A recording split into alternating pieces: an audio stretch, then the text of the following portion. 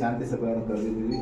ಅದಕ್ಕೆ ಹುನಗುಂದದ ಗ್ರಾಮದ ಎಲ್ಲ ಗುರು ಹಿರಿಯರು ಹಾಗೂ ನನಗೆ ಗೊತ್ತು, ಆದರೂ ಏನೋ ಆಗಬಾರ್ದು ಅನ್ನೋ ಉದ್ದೇಶಕ್ಕೋಸ್ಕರ ನಾವು ಮುನ್ನೆಚ್ಚರಿಕೆವಾಗಿ ಸಭೆಗಳನ್ನು ಕರೆಯೋದು, ಆ ಓಣಿ ಒಳಗಿನ ಹಿರಿಯರನ್ನ ಕರೆಯೋದು, ಆ ಓಣಿ ಒಳಗಿನ ಹುಡುಗರನ್ನ ಕರೆಯೋದು, ಕರೆದು ಮಾತಾಡಿಸುವಂಥ ಒಂದು ಪ್ರವೃತ್ತಿ ಮೊದಲಿಂದಲೂ ಬೆಳ್ಕೊಂಡು ಬಂದಿದೆ. ಯಾಕೆ ಬೆಳ್ಕೊಂಡು ಬಂದಿದೆ ಅಂತಂತಂದ್ರೆ, ಈಗ ನಾವು ಹೇಳಿಲ್ಲ ಅಂತಂದ್ರೆ ಏನೋ ಒಂದು ಅರಿವು ಇಲ್ಲ, ಅದಕ್ಕೋಸ್ಕರ ಏನೋ ಒಂದು ಘಟನೆ ಆಗ್ಬೋದು.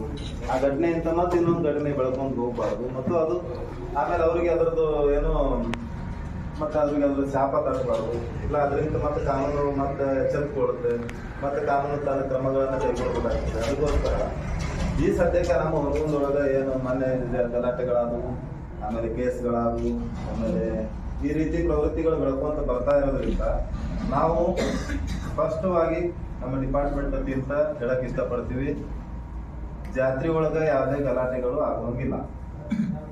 ಯಾವ ನಮಗೆ ಗೊತ್ತಿರುವಂಗೆ ಏನು ಈಗ ಮೇನ್ ಬರುವಂತ ವಿಚಾರಗಳು ಏನಪ್ಪಾ ಅಂತಂದ್ರೆ ಕಳಸದ ವಿಚಾರ ಒಂದೇದು, ಎರಡನೇದು ಹಗ್ಗದ ವಿಚಾರ. ಕಳಸ ನಮ್ಗೆ ಸ್ಟಾರ್ಟ್ ಆಗೋದು ರವಿವಾರ ರಾತ್ರಿ ಕುತ್ಕೊಳ್ತಾವೆಲ್ಲ ಒಂದಲ್ಲಿ ಲಿಂಗದ ಕಟ್ಟಿಗೆ ಕುತ್ಕೊಂಡು ಅವತ್ತು ರಾತ್ರಿ ನಾಟಕ ಇರ್ತೈತಿ, ನಾಟಕ ಮುಗಿಯುತ್ತೆ.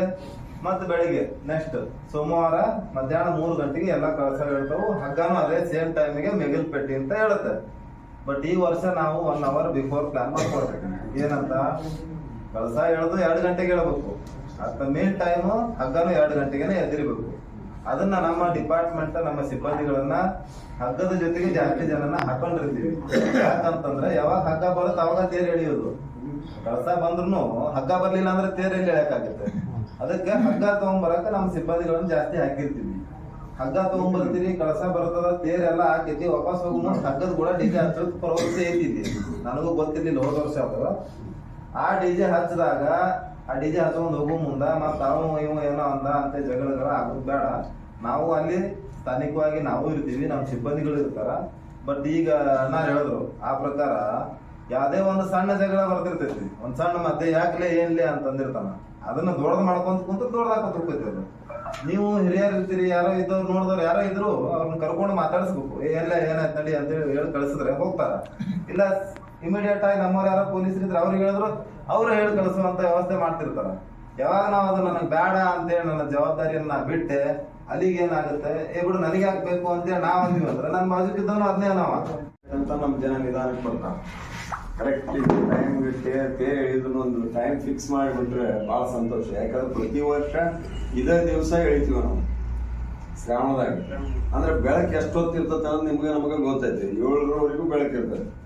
ಅದಕ್ಕೆ 7ರ ಒಳಗಡೆ ತೇರು ಎಳೆಯುವಂತ ಪರಿಪಾಠವನ್ನು ಪ್ರಾರಂಭ ಇದೇ ವರ್ಷದಿಂದ ಮಾಡಿಬಿಡ್ರಿ.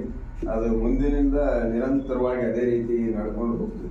ಅದಕ್ಕೆ ದಯಮಾಡಿ ನಿಮ್ಮಲ್ಲಿ ವಿನಂತಿ ಮಾಡ್ಕೊಳ್ತೇನೆ, ಈ ಬಾರಿ ಅದೊಂದು ಟೈಮ್ ತಾವು ಕೂಡಿ ಫಿಕ್ಸ್ ಮಾಡಿಕೊಂಡು ಜನರಿಗೆ ಜಾಗೃತಿ ಮಾಡಿ ಜನರಿಗೆ ತಿಳಿಸಿ ಅದನ್ನು ಮಾಡೋದು ಒಂದು ರಾಮನಗೌಡರು ಹೇಳಿದ್ದಕ್ಕೆ ಸಾರ್ವತ್ರಿಕವಾಗಿ ನಾನು ಒಂದು ಮಾತು ನೆನಪು ಮಾಡಿಕೊಂಡಿದ್ದು, ನಾನು 90ರ ಮುನ್ಸಿಪಾಲಿಟಿ ಮೆಂಬರ್ ಅಂತ ಆಯ್ಕೆ ಬಂದಿದ್ದೆ. ಇವ್ರದ್ದು ಗೊಬ್ಬರದ ಅಂಗಡಿ ಗೌಡರ ಅಂಗಡಿ